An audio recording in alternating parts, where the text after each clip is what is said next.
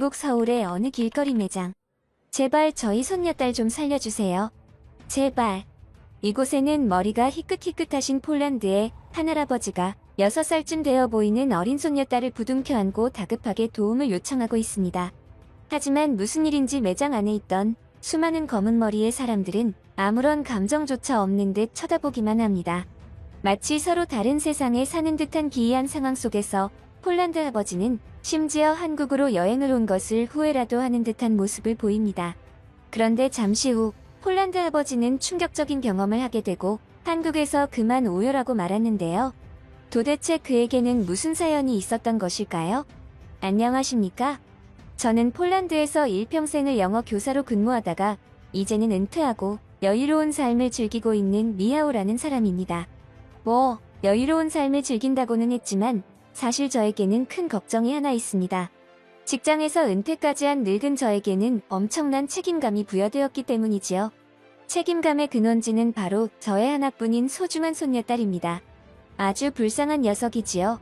올해 6살이 되는 손녀딸은 아주 활발하고 밝은 아이입니다. 하지만 녀석이 4살이 되던 해에 그녀의 부모, 그러니까 저한테는 아들 녀석과 며느리가 되겠지요. 그들이 모두 사고를 당하는 바람에 한날 한시에 세상을 떠나버리고 말았습니다. 손녀를 할아비인 나에게 맡기고 여행을 가던 중 불의의 사고를 당했던 것입니다. 사고 당시 저의 아내도 그 차량에 탑승하고 있었던지라 졸지에 저 또한 말년에 고독한 신세가 되어버리고 말았습니다. 그래서 그때부터는 제가 손녀딸을 데리고 둘이 함께 살아가고 있지요. 처음에는 정말이지 너무나 힘들어서 스스로 모든 것을 포기해버리고 싶은 순간도 있었습니다. 하지만 그때마다 이 조그마한 손녀를 보며 그런 허튼 생각은 하지 않게 되더군요. 그때부터 다짐했습니다. 최대한 손녀딸이 성인이 될 때까지는 건강하게 잘 버텨보겠노라고. 그리고 손녀딸의 뒷바라지를 제대로 해주겠노라고 말입니다. 만약 저에게 그러한 일들이 일어나지 그랬더라면 아마도 그 소박한 꿈을 그대로 간직한 채로 하루하루 책임감을 가지고 열심히 살아갔을 것입니다. 은퇴하고 손녀와 함께 행복한 일상을 즐기던 저는 어느 날부터인가 기침이 잦아졌습니다. 감기에 한 번 심하게 걸린 적이 있었는데 그 때문인가 싶었지만 벌써 몇 달이 지났는데도 지금까지 기침이 끊이지 않고 있으니 서서히 불안해지기 시작하더군요. 평소 같으면 그냥 기침약을 사 먹고 말았겠지만 저 조그만 손녀딸이 작은 손가락으로 태블릿을 만지작거리며 한국의 아이돌 영상이나 노래를 시청하는 모습을 보니 건강에 대한 작은 방심도 해서는 안 된다는 생각에 결국 병원을 찾았습니다. 그리고 저는 그곳에서 모골이 송연해질 정도의 경험을 했지요. 미하오 씨, 폐 검사와 생체 검사, 그리고 영상 검사를 통해 판단할 건데 폐암으로 판단됩니다. 3기에서 4기로 넘어가는 중증의 전이성 상태로 보여지는데 수술과 항암 치료를 병행하는 방법을 시도해 볼 수는 있겠지만 결과를 장담할 수는 없겠습니다. 의사에게 청천벽력과도 같은 말을 들은 저는 순간적으로 바보가 된 기분이었습니다. 그저 내가 죽는 건가 하는 생각과 내가 죽으면 저 어린 손녀딸은 어떻게 하지 하는 생각뿐이었지요. 솔직히 저는 최악의 경우 폐렴은 아니겠지 하는 생각으로 방문했던 것인데 느닷없이 폐암이라니. 그것도 이미 진행될 대로 진행되어 수술받아도 확률이 낮은 상황. 저는 선택을 해야 하는 상황이었습니다. 어린 손녀를 두고 어쩌면 마지막이 될지도 모를 수술대에 오를 것인가. 아니면 이대로 죽음을 받아들이고 홀로 남을 손녀를 위해서 최소한의 방어막을 만들어 둘 것인가. 솔직히 말씀드리자면 저는 죽고 싶지 않았습니다. 살고 싶었지요. 어린 소녀를 책임진다는 책임감을 떠나서라도 저는 살고 싶었습니다. 다 늙어서 주책이라고 할지도 모르겠지만 그게 저의 솔직한 심정이었습니다. 이런 할아비의 마음을 아는지 모르는지 손녀딸은 오늘도 한국 영상을 들여다보며 해맑게 웃고 있었습니다.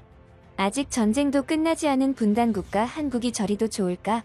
거기가 얼마나 위험한 곳인 줄도 모르면서 제가 평상시에 손녀에게 자주 하던 말입니다. 한국에 놀러 가자고 때를 쓴 적이 종종 있을 때마다 하던 말이지요. 그렇게 병원에서 집으로 돌아와 어린 손녀딸을 보며 앞으로의 계획을 고민하고 있을 때였습니다. 태블릿을 가지고 놀던 손녀딸은 저에게 말했습니다. 할아버지, 우리 한국 여행 가요? 한국에 맛있는 거도 엄청 많대요. 네? 앞으로 말 잘 들을게요. 할아비의 마음도 모른 채 해맑게 웃으며 한국에 여행 가자는 손녀딸을 보자니 어쩌면 저의 고민이 부질없는 것이었구나 하는 생각이 들었습니다.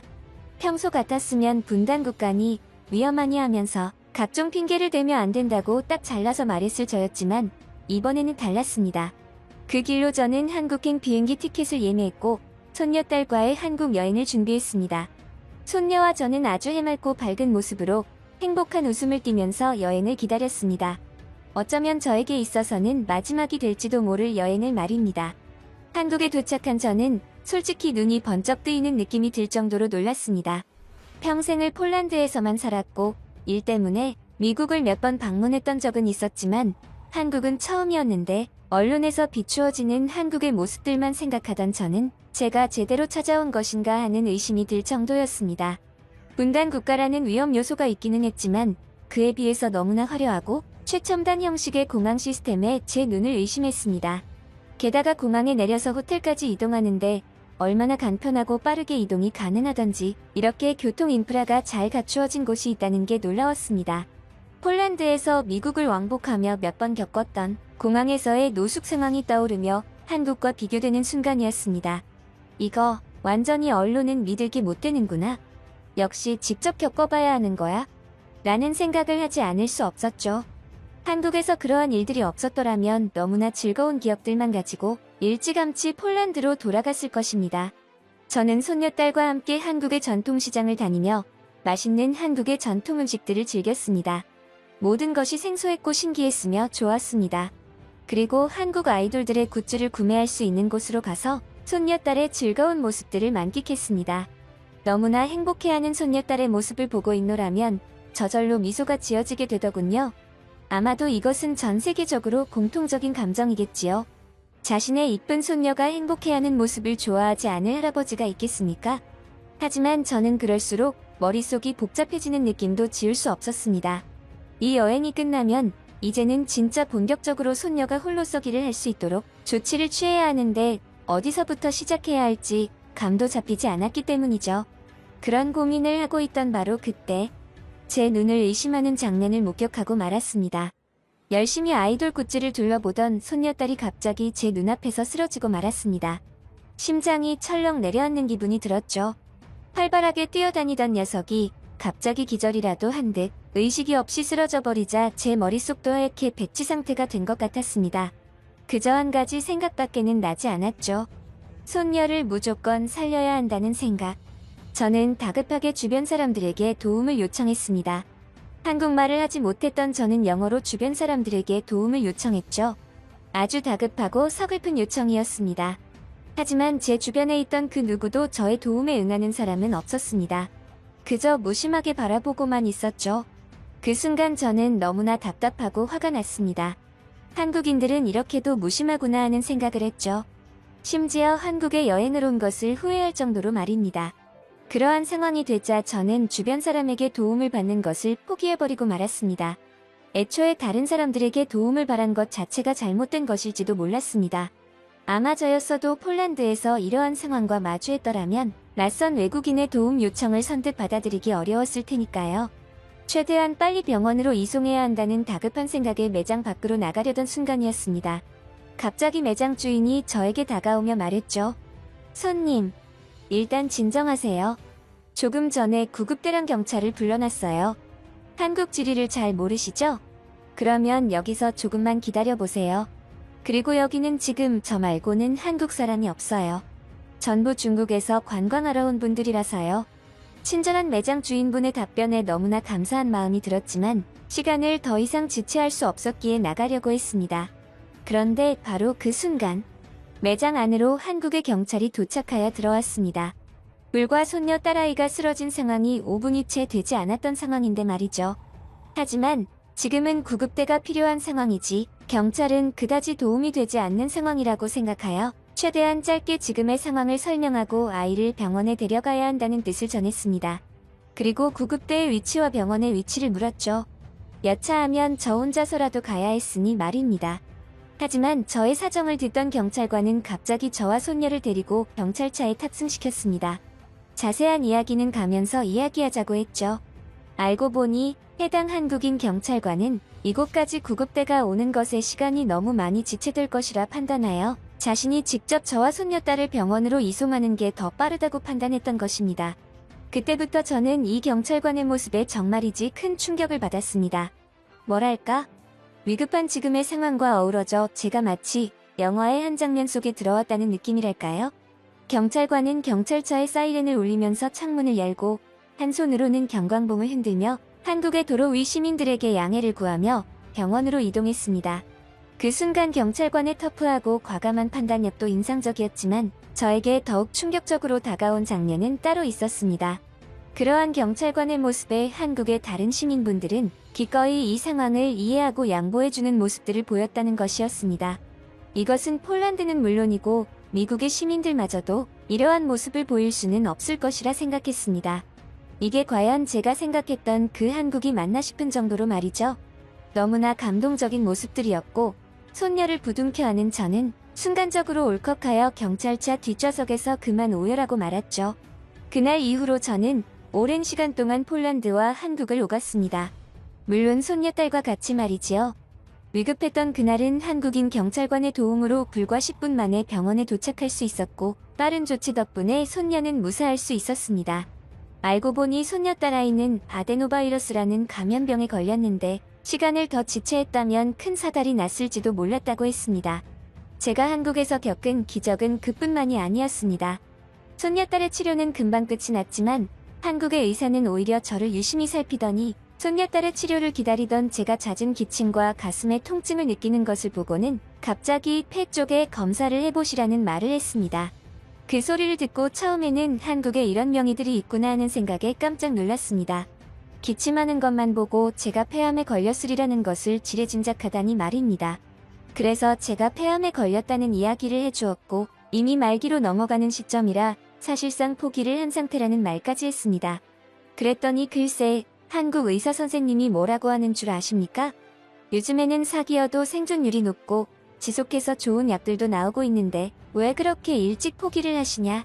손녀딸 오래오래 보셔야 할 것 아니냐며 오히려 저에게 치료를 적극 권하는 게 아니겠습니까? 그래서 제가 어떻게 했을까요? 저는 사실 제가 한국에서 이런 일들을 겪게 될 줄은 정말이지 상상조차 하지 못했습니다. 저는 그 의사 선생님의 말대로 한국에서 치료받기로 했고 수술과 항암 치료를 병행하며 현재도 회복을 진행 중입니다. 아직 완치 판정을 받은 것은 아니지만 시간이 지날수록 좋아지는 게 느껴지니까 요즘에는 정말이지 살맛이 나는 느낌입니다. 이 상태라면 어쩌면 제 손녀딸이 성인이 될 때까지는 버텨주지 않을까 하는 기대감이 듭니다. 정말 진심으로 감사드립니다. 한국의 의사 선생님, 그리고 한국의 선진 시민의식을 지닌 시민분들, 미국의 어느 가정집. 와, 미쳤네. 동생아, 지금 저게 말이 된다고 생각하니? 아무리 내가 한국 바순이라도 저건 솔직히 좀 심했다. 안 그래? 여기 절로 나오네. 이곳에는 언니와 동생으로 보이는 두 젊은 미국 여성이 텔레비전의 영상들을 보며 흥분을 감추지 못한 채 대화를 나누고 있는데요. 심지어 그들의 대화 속에는 다소 험악한 욕설까지 난무하고 있습니다. 그런데 이게 무슨 일인지 한국에 대해 실망감을 감추지 못하던 그녀들은 결국 한국에서 발견되었는데 그곳에서 예상치 못한 충격적인 일들을 겪으면서 그들의 인생에는 큰 변화가 찾아왔다고 합니다. 도대체 그녀들은 한국에서 무슨 일들을 겪었던 것일까요? 안녕하세요. 저는 미국에서 대학 생활을 하며 방학을 맞아 맥도날드에서 아르바이트를 하고 있는 평범한 여대생 에비게일 터너라고 합니다.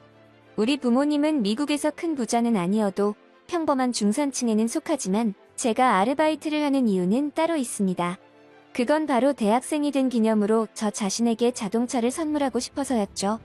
부모님께서는 조금만 더 기다리면 졸업 선물로 사주신다고는 하는데 그때까지 기다리기 어려워서 저 스스로 돈을 모으려고 결심했던 거예요. 하지만 아시다시피 20대 초반의 어린 나이에 그만한 목돈을 모으기란 여간 어려운 일이 아니었습니다. 더구나 요즘과 같은 유혹이 많은 시대에는 더더욱 그렇죠. 저 역시 마찬가지였습니다. 친구들과 한 번 만남을 가지더라도 돈이 많이 드는 게 현실이니까요. 그래서 제가 돈을 절약하기 위해 선택한 방법이 바로 집에서 비디오를 보는 취미를 가지는 것이었습니다. 밖으로 나가지 않으면 자연스럽게 돈이 절약되겠다는 생각 때문에 나온 아이디어였죠. 실제로 이 아이디어는 효과가 있었습니다. 요즘에는 넷플릭스부터 시작해서 왓챠 등 OTT 서비스들이 많아서 집에만 있어도 전혀 심심하지 않았어요. 그래서 저는 언제부터인가 점점 한국 빠순이로 변하고 있었습니다. 한국의 드라마와 영화들을 좋아하게 되었고, 그러다 보니 자연스럽게 한국의 문화 자체에 대한 호기심이 발동하여 많은 것들을 섭렵하다 보니 그들의 문화에 흠뻑 빠져들게 되었던 것이죠. 그 일이 있기 전까지는 저에게 있어서 한국이라는 나라는 유토피아나 마찬가지였습니다. 와, 미쳤네. 동생아. 지금 저게 말이 된다고 생각하니? 아무리 내가 한국 빠순이라도 저건 솔직히 좀 심했다. 안 그래? 욕이 절로 나오네. 어느 날 동생과 함께 노트북으로 한국과 관련된 영상 콘텐츠들을 보다가 제가 했던 말입니다. 제가 아무리 한국을 사랑하는 사람이라고 하더라도 이건 아니라는 생각이 들 정도의 내용들이 영상을 통해 여실히 드러나니까 저도 모르게 그런 소리가 나오더라고요. 그리고 그것들을 보고 나서 저는 한국의 문화들을 직접 경험해보고 싶다는 생각이 강해졌습니다. 과연 저 영상들에서 나오는 내용들이 진실일까 궁금하기도 했지만 한국과 관련된 영상들을 보다 보니 자연스럽게 평소에도 호기심이 생기더군요. 원래 인간의 마음이라는 것이 그렇잖아요. 사람과 사람도 마찬가지고요. 좋아하는 사람이 생기면 보고 싶고 만지고 싶고 그런 욕구가 생기는 것처럼요. 제가 한국에 느끼는 감정들도 그와 비슷한 감정들이었습니다. 제가 한국의 음식들과 문화 콘텐츠들을 사랑할수록 오리지널 한국의 모습들이 궁금해지는 것이죠. 하지만 한편으로는 제가 목격한 그 영상 속의 내용들이 모두 진실일 거라고는 생각하지 않았습니다. 의뢰 방송이라고 하면 조금씩 과대 포장되고 과장되는 부분들이 있다는 것을 저도 잘 알고 있었으니까요.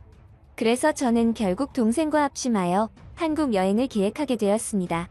하지만 문제는 돈이었죠. 나도 그렇고 나보다 어린 동생은 당연하게도 가진 게 없었습니다.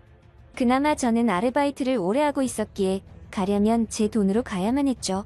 차를 사기 위해 모아둔 저의 돈으로 무거운 결단을 내릴 수밖에 없었습니다. 비록 내 사랑스러운 자가용 입양이 미루어지겠지만 이미 저와 동생의 마음은 한국에 있었기에 더 이상 지체하지 않았죠. 한국에 도착한 우리는 어쩌면 여행 날짜를 잘못 잡았을지도 모르겠다는 생각을 하고 말았습니다. 갑자기 억수같이 쏟아지는 비 때문에 우리는 거의 패닉 상태에 빠져버리고 말았거든요. 하늘에 구멍이라도 난 것인지 한국이 원래 이렇게 비가 많이 오는 나라라고는 들은 바가 없었기에 더욱 당황하고 있었죠. 그도 그럴 것이 미국에서는 우산을 쓸 일이 거의 없기 때문에 우산을 파는 곳도 거의 없었고 실제로 제가 우산을 구매한 기억은 언제인지 기억도 나질 않았습니다. 미국 사람들은 이동할 때 대부분 개인 자가용을 타고 이동하기에 비가 오더라도 우산을 쓸 일 자체가 잘 없었거든요. 차를 타고 있지 않더라도 미국인들은 비가 오게 되면 후드를 뒤집어 쓰고 그냥 뛰어가기 때문에 더더욱 그랬죠. 하지만 지금 우리가 밟고 있는 땅은 미국이 아니라 한국이었습니다. 여행 첫날부터 비에 쫄딱 젖어버리면 기분이 좋지 않을 것 같아서 혹시나 하는 마음으로 우산을 파는 곳이 있나 둘러보았죠. 그런데 이게 무슨 일입니까? 한국에는 비가 그렇게 자주 오는 나라였나요? 어디에서나 볼 수 있는 편의점에서 글쎄 우산을 판매하는 게 아닙니까? 그뿐만 아니라 전혀 우산을 팔지 않을 것 같은 의류 매장에서도 우산을 판매하는 것을 보고 다시 한번 놀라고 말았죠. 한국은 갑작스럽게 내리는 비 때문에 우산을 미리 챙기지 못한 사람들이 당황해할 필요가 전혀 없는 나라였습니다. 미국에서처럼 후드를 둘러쓰고 비를 쫄딱 맞으면서 뛸 필요가 없었어요. 저와 동생은 이를 신기해하며 우산을 하나씩 구매하여 택시를 잡았고 예약한 호텔에 무사히 도착할 수 있었죠. 하지만 호텔에 도착한 우리는 신기한 감정을 넘어서는 경악을 금치 못할 정도의 감정을 느껴야만 했습니다. 호텔에 들어가는 사람들의 행동이 매우 수상했고 낯이 익었기 때문이죠.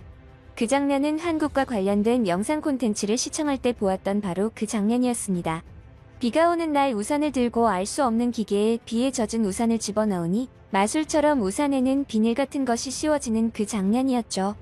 영상으로 봤을 때는 그것이 어떤 원리로 그렇게 되는지 전혀 감을 잡지 못했습니다. 그리고 실제로 보고 있는 그 순간에도 믿기 힘들었어요. 실제로 이것을 눈앞에서 목격하니 너무나 신기했고 놀라웠습니다. 만약 제가 좋아하는 배우를 만난다면 이와 비슷한 감정일까요? 방송에서만 보던 것을 직접 목격하는 그 기분은 정말이지 신기한 감정이었습니다. 그리고 그 기계를 사용하며 우리는 한국인들의 지혜에 감탄할 수밖에 없었죠. 이런 걸 만들어내는 한국인들은 분명히 천재들이었을 거야 라는 생각을 하게 되는 순간이었습니다. 이때 처음으로 어쩌면 제가 보았던 그 영상들이 모두 진실은 아닐까 하는 생각이 들었던 순간이었습니다. 하지만 그것만큼은 분명히 진실과는 거리가 먼 것이리라 생각하기도 했죠. 내일쯤이면 그것도 알게 되겠지만요. 한국에 온 첫날부터 저와 동생은 큰 충격을 받았습니다. 공항에 들어섰을 때부터 시작해서 호텔에 도착하는 그 과정까지가 모두 새로운 경험이었고 미국에서는 할 수 없는 진귀하고 값진 경험들이었죠. 그런데 호텔에서 우리는 다시 한번 진실을 확인하기 위해 무언가를 시도했습니다. 호텔에 짐을 다 풀어놓고 출출해진 우리는 자연스럽게 서로를 쳐다보며 고개를 끄덕였고 이내 동생이 핸드폰을 만지작거리면서 저에게 개슴츠레한 눈빛으로 신호를 보내었죠. 저는 그 신호를 전달받아 핸드폰으로 타이머를 켰습니다. 그리고 불과 40분 뒤 우리는 서로 놀란 토끼 눈을 뜨며 귀를 의심해야 했습니다. 호텔벨 소리가 울렸거든요. 처음에는 호텔 서비스인가 싶어서 확인해 보았더니 그게 아니었습니다. 문 밖에는 우리가 주문한 배달 음식을 들고 있는 배달 기사분이 서 있었죠. 아마도 한국에 거주하는 분들은 우리의 이런 행동에 의문을 표할지도 모르겠습니다. 그까짓 게 뭐 그리 놀랄 일이냐고 되묻는 사람들도 있을 것이고요. 하지만 미국에서만 살아온 우리는 놀라지 않을 수가 없었습니다. 미국에서도 배달 문화가 자리 잡고 있었고 저 또한 배달 음식을 종종 시켜 먹는 편인데 미국의 배달 기사들은 대부분 자전거를 타고 배달을 하는 경우가 많고 비닐봉지나 피자 박스 그대로 들고 다니기 때문에 비가 오는 날에는 비에 흠뻑 젖은 상태로 음식을 받아보는 경우가 허다했습니다. 그런데 지금 받은 음식은 비가 오는 날임에도 배달 기사님의 비옷이 흠뻑 젖어 있음에도 불구하고 음식이 담긴 봉지 그 어디에도 물기는 없었죠. 미국에서는 배달을 시키면 진짜 한 세월을 기다려야 겨우 받을 수 있었는데 그러다 보니 음식들이 전부 식어서 오는 경우가 많았습니다. 심지어 만두에서 나온 육즙의 기름이 굳은 상태로 배달을 받은 적도 한두 번이 아니었죠. 하지만 한국은 달랐습니다. 조금 전에 도착한 음식을 개봉하여 동생과 먹어보는데 이게 과연 배달 음식이 맞는 건가 하는 의구심마저 들었죠. 마치 매장에 직접 방문하여 먹는 것과 큰 차이가 나지 않을 정도로 음식은 따뜻하게 잘 보온되어 있었고 아주 맛있었습니다. 우리가 먹은 음식은 갈비탕이라는 한국의 음식이었는데 비가 오면서 으슬으슬했던 몸이 뜨끈하게 달아오르는 것이 아주 맛있게 잘 먹었죠. 그리고 그 음식을 다 먹어갈 때쯤 제가 본 그 모든 것들이 설마 진실이었던 것일까 하는 생각에 다소 멍해지는 느낌마저 들었습니다. 참으로 이상한 기분이었어요. 사실 그때부터는 한국에 관한 그 모든 내용들을 의심하는 마음이 사라진 상태였습니다. 이제는 그런 의심들이 의미가 없다는 것을 스스로도 잘 알고 있었기 때문이죠. 하지만 이왕 이곳 한국까지 직접 방문을 했으니 그 의구심들은 확실하게 없애버리고 모든 것을 경험하고 돌아가고 싶은 마음이었습니다. 그래서 저와 동생은 기어이 그곳으로 향했죠. 동생과 저는 최대한 가벼운 옷차림으로 목적지로 향했습니다. 그리고 목적지에 도착한 우리는 다시 한번 경악을 금치 못했죠. 우리가 도착한 곳은 다름 아닌 복합 쇼핑몰이었습니다. 한국에 이렇게 고층 건물들이 즐비할 줄은 정말이지 상상조차 하지 못했습니다.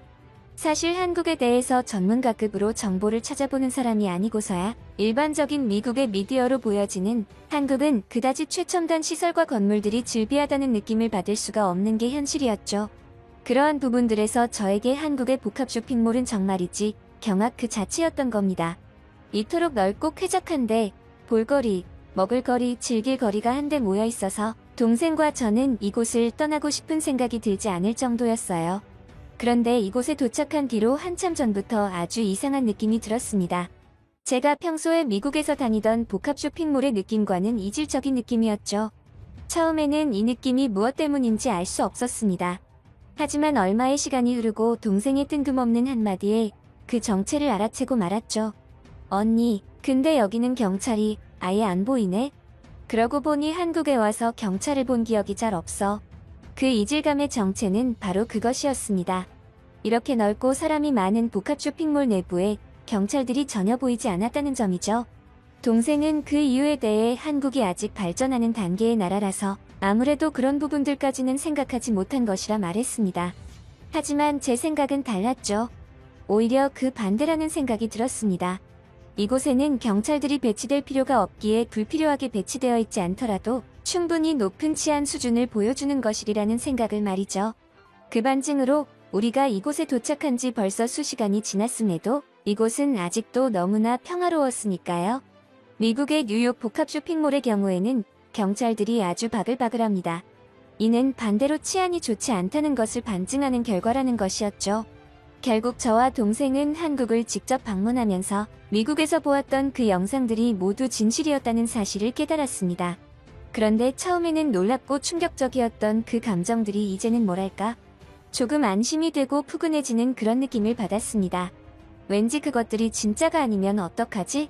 내가 한국에 실망하면 어떡하지? 라는 생각을 은연중에 하고 있었는지도 모르겠네요. 그뿐만 아니라 한국 여행을 하는 도중에 정말 기분 좋은 느낌을 많이 받았는데 그 이유는 바로 한국인들의 배려와 친절함 덕분이었습니다. 저와 동생은 둘 다 지독한 길치였는데 한국을 여행하면서 핸드폰 내비게이션을 보고 이동을 하면서도 이곳저곳을 헤매는 경우가 허다했습니다.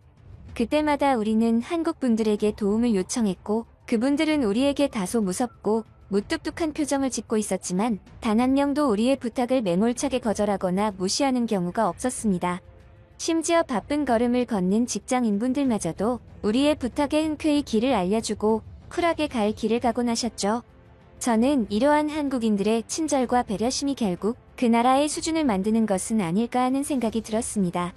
그날 이후 지금은 미국으로 돌아온 저와 동생은 아주 즐거운 추억을 하나 만든 느낌입니다. 비록 저의 소중한 차를 사는 목표는 조금 더 멀어졌지만 그보다 더 소중한 것을 얻은 느낌이죠. 비록 우리가 한국을 의심하면서 방문하게 된 한국이었고 한국에서 여러 가지 경험을 했지만 때로는 그런 의심 덕분에 더욱 긍정적인 결과를 만들어내는 것은 아닐까 생각하기도 합니다. 다음에도 잘 부탁합니다. 한국